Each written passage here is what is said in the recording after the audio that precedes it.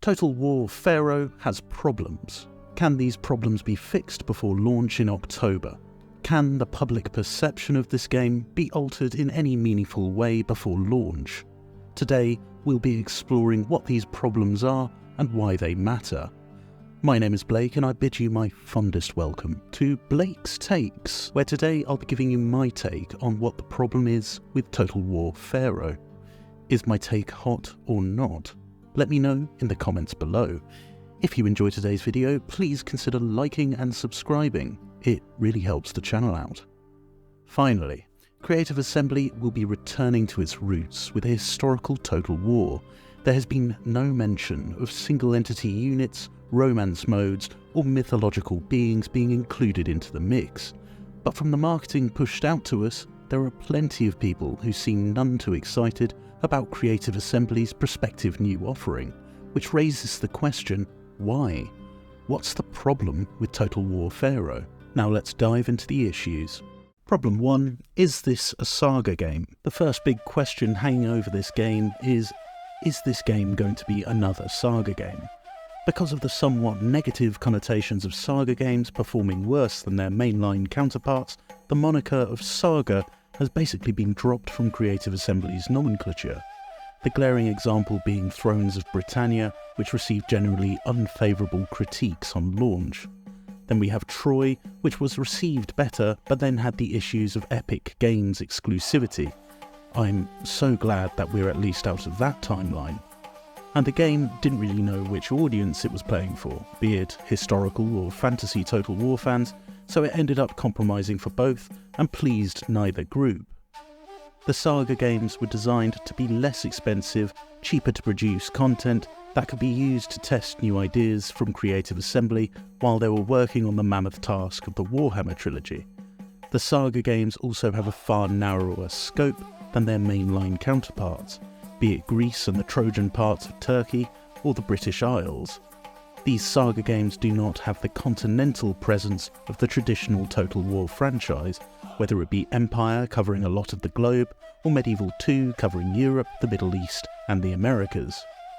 Now this game does not have the saga moniker, but one can assume due to its narrowly focused geographical area, it will have saga-esque qualities to it, one which I don't think excites fans.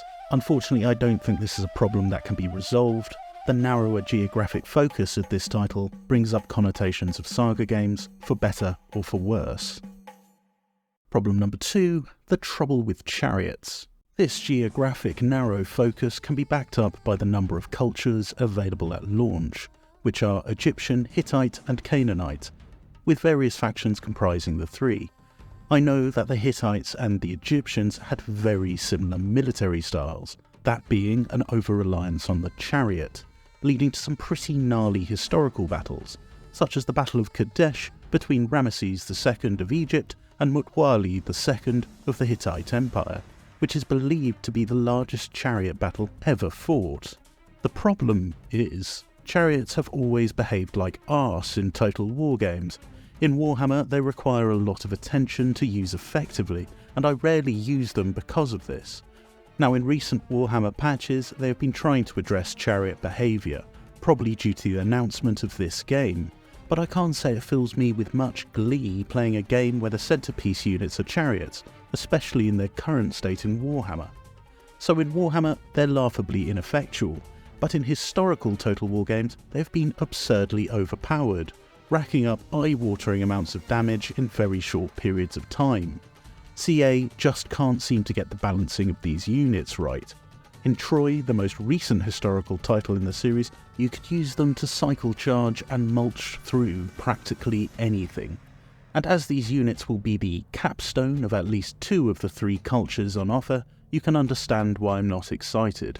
Part of the joy of Total War is progressing up the tech tree to unlock your faction's best units and deploy them on the battlefield.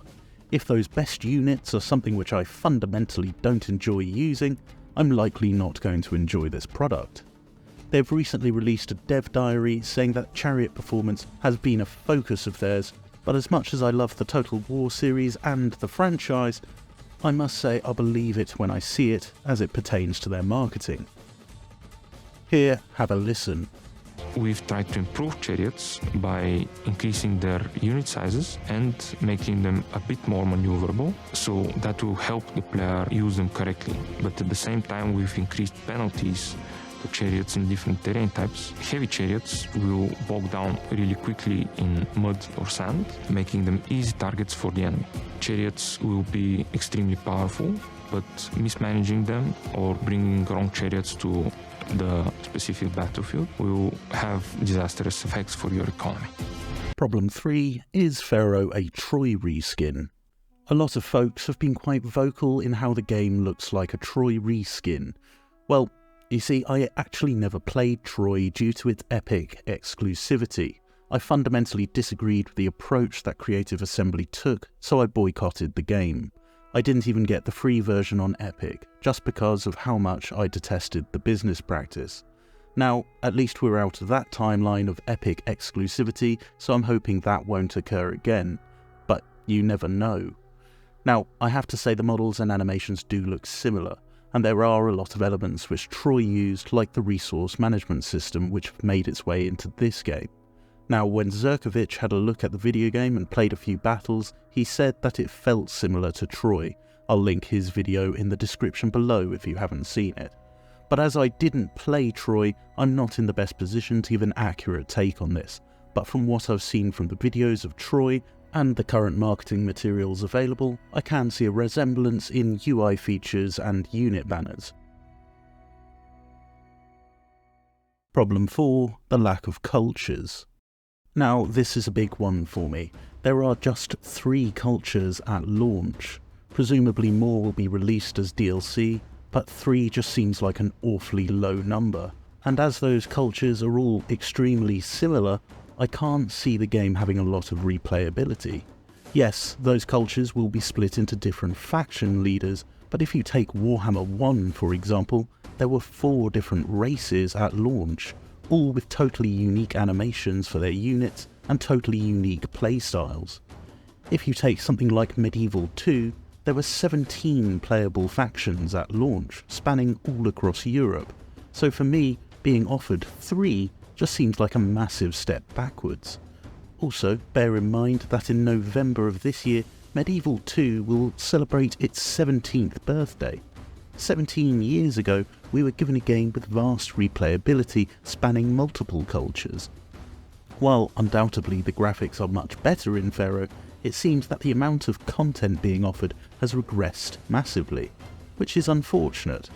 Now, you have different faction leaders and different paths to put your empire on, and I'll have to look more deeply into that, but I just find it difficult to understand how this is trying to compete with an offering we've had from nearly 2 decades ago, which feels like it has far more content.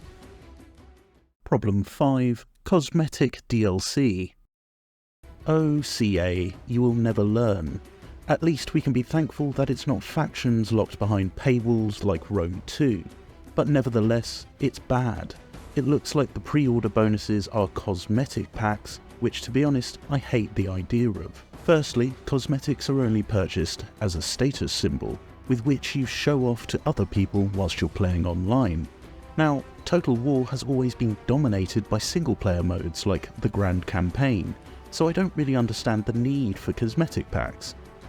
It's an offering that just doesn't make sense to me. Secondly, it puts us on the windy road of where CA is allocating its resources. Instead of paying people to fix sieges and squash bugs, they're paying people to make shiny alternative armor sets for a game that hasn't released yet. It's not a good look. I understand that there are 2 separate teams, etc., but it just seems like a waste of resources, especially when Warhammer 3 is in a desperate need of more tender-loving care. Thirdly, do you all remember in Medieval 2 Total War, where if you upgraded your unit's armour or weaponry that it would show in-game on the battle maps? What happened to that? Where did that feature go? I loved watching my Italian militia spearmen upgrade from leather-clad peasants into a sleek, armour-plated, professional-looking unit. With cosmetic packs introduced, we can all but kiss the idea of that system returning goodbye, as that system will directly compete with CA's attempt at generating a new revenue stream. I hate the idea of cosmetic DLC in Total War games, and personally I think it should be canned before we continue down the dark path of microtransactions. CA, you had done so well not to be tempted into this whale hunting business practice, and it's annoying to see you start flirting with the idea of it, especially considering the problem that is coming up next. Problem 6. The pricing. With all of the above issues taken into account, I was very surprised to hear that the standard edition of this game will be pottering in at a whopping €60. For the Dynasty edition, you'll be paying nearly €100, which to me is just utter madness. Now, I haven't played the game yet or been given any access outside of the marketing materials available to all of you fine folks, but from what I've seen so far, I think this is extremely expensive. Time for an award-winning take. Now, I put up a poll the other day trying to get a feel from my community, and the results were clear. A large percentage of you were ambivalent towards Total War Pharaoh, with more people having negative feelings than positive feelings overall. But my community is quite small at the moment, and as you folks who work with data or research would say, this is too small a sample size to give an accurate conclusion. So let's look at a similar poll conducted by Zerkovich's channel. Now, my critique of his poll is there is only positive or don't care, so the don't care section and whether you dislike the product offering has been sort of merged together, but again, you can see that around half the folks who offered their opinion a month ago don't care about the game, which is a poor showing for Creative Assembly, I feel. I would comfortably fall into the not impressed category in my poll. I don't actively hate the look of the game, there are some good looking elements, but they are mercilessly drowned out by the bad. I do hope I'm wrong, but for the reasons outlined above, I can't see how this game can compete with past offerings from CA. Now, on the subject of competition, I address all the folks here asking, where is Empire 2? Where is Rome 3 or Medieval 3? And to them I say, I think it's a long way away. You see, the geographical representation of people who like Warhammer and those particular European theatres of war I think you'll find will have a large level of overlap. My theory is that CA won't release another game like that until the life cycle of Warhammer 3 has concluded. The reason why I theorise is they don't want their products to compete against each other. Notice that their recent title of a similar style to those flagship games was 3 Kingdoms, set in China. This, I feel, is because they know that the Warhammer universe is nowhere near as popular in Asia as it is in North America and European markets. So my theory is that we won't get an Empire 2 or a Medieval 3 until Warhammer 3 has finished its life cycle, because they don't want their products competing with one another. They don't want people to be buying DLC for Warhammer 3 instead of buying Medieval 3, as an example. They will keep that card up their sleeve until Warhammer 3 concludes, I think.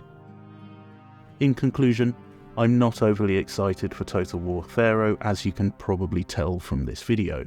I think the offering is sparse and the cost is absurd. I hope to be proven wrong, but to be honest, I can't see that happening. I think this is mutton dressed as lamb, and I think a lot of other people do so too. We'll have to wait and see. If you enjoyed today's video, please consider liking and subscribing. It really helps the channel out. I've been Blake, delivering my take. Thank you all so much for watching.